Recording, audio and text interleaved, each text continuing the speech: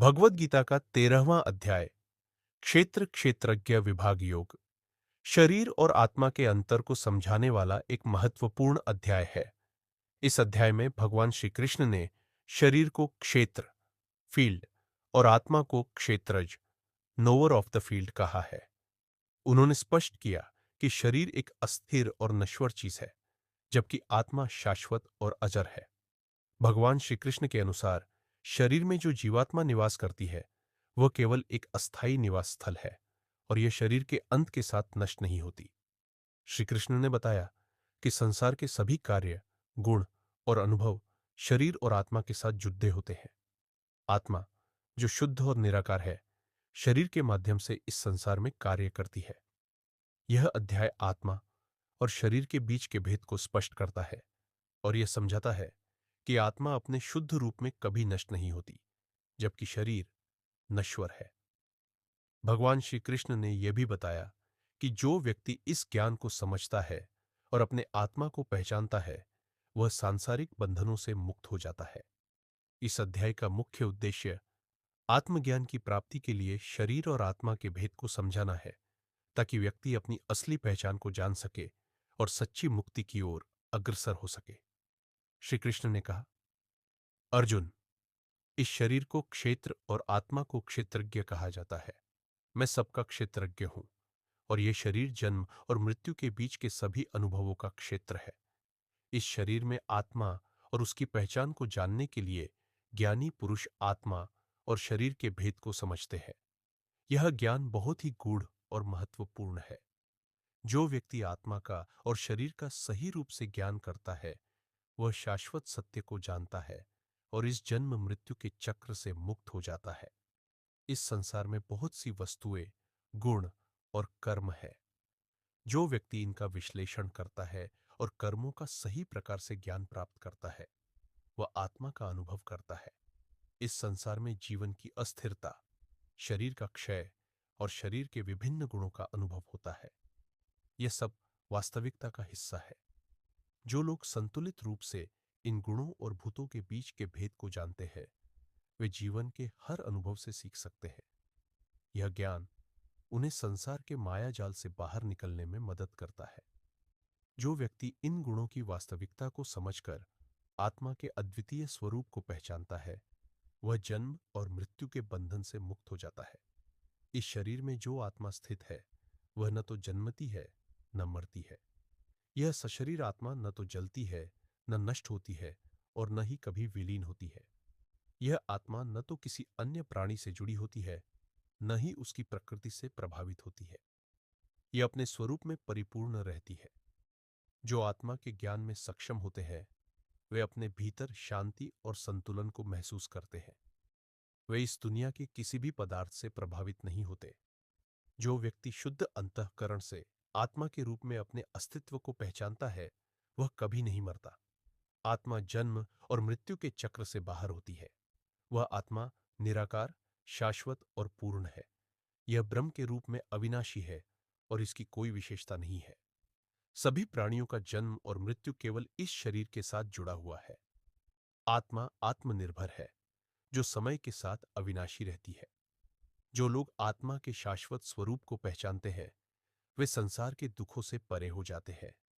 वे कभी किसी भी परिस्थिति में दुखी नहीं होते। जो व्यक्ति आत्मा का वास्तविक ज्ञान प्राप्त कर लेता है, वह सच्चे आत्म साक्षात्कार में स्थित होता है। उसे किसी भी भौतिक अनुभव का दुख नहीं होता। जो लोग आत्मा के अद्वितीय, अविनाशी और शाश्वत स्वरूप को पहचानते हैं, वे जन्म और मृत्यु के चक्र से पार हो जाते हैं। आत्मा को एक शुद्ध, निराकार, अविनाशी और पूर्ण रूप में देखा जाता है। यह ब्रह्म के रूप में स्थापित है, जो समय और स्थान से परे है।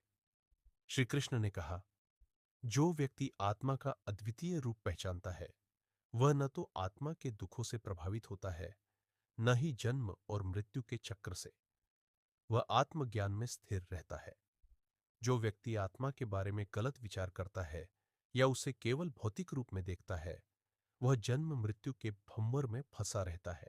आत्मा को जानने वाले व्यक्ति के लिए न तो कोई शोक है, न भय, क्योंकि वह इस संसार के भौतिक बंधनों से ऊपर उठ चुका होता है। जो व्यक्ति आत्मा को पहचानता है, वह अपने भीतर के परम तत्व के साथ जुड़ा होता है और सच्चे ज्ञान से परिपूर्ण रहता है। आत्मा का स्वरूप स्पष्ट होता है और जो इसे समझते हैं, वे अपने जीवन को संतुलित और परिपूर्ण रूप से जीते हैं। जो आत्मा के शाश्वत रूप को जानते हैं, उन्हें इस भौतिक संसार के संघर्षों से कोई भय नहीं होता। वे हर स्थिति में शांति और संतुलन बनाए रखते हैं। जो व्यक्ति आत्मा की पहचान करता है, वह किसी भी भौतिक संकट से विचलित नहीं होता। उसकी मानसिक स्थिति स्थिर रहती है। आत्मा का ज्ञान प्राप्त करने वाला व्यक्ति सच्चे संतुलन में रहता है और उसे आत्मा के अद्वितीय रूप के दर्शन से शांति मिलती है। जो आत्मा के परम रूप को समझते हैं, वे संसार के भ्रमों और माया से मुक्त होते हैं और ईश्वर के साथ जुड़ने की अवस्था में रहते हैं। आत्मा का साक्षात्कार करने वाले व्यक्ति को इस संसार के अस्थिर सुखों और दुखों से कोई फर्क नहीं पड़ता। वे स्थिर रहते हैं, चाहे कोई भी परिस्थिति हो। जो आत्मा के नश्वर स्वरूप को जानते हैं, वे कभी नहीं मरते।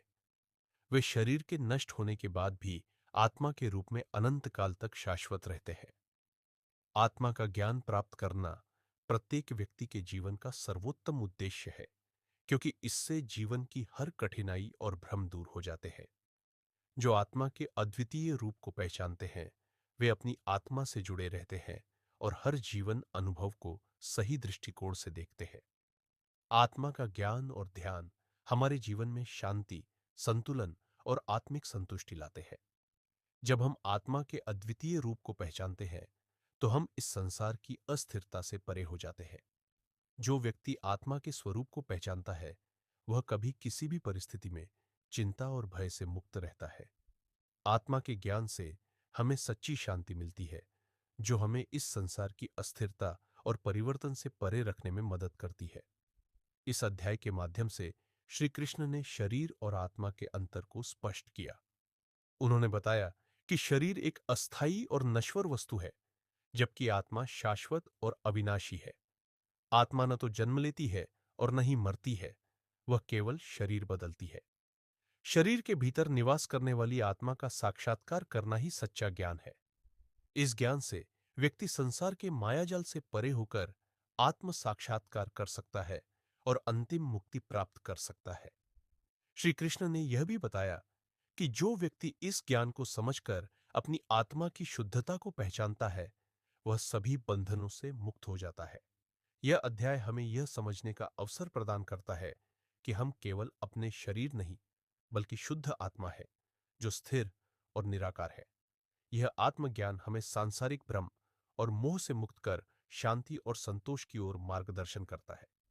अंततः भगवान ने यह स्पष्ट किया कि आत्मा का सच्चा ज्ञान और इसके भेद को जानने वाला व्यक्ति जीवन में सही मार्ग पर चलता है और उसे अंत में परमात्मा की प्राप्ति होती है।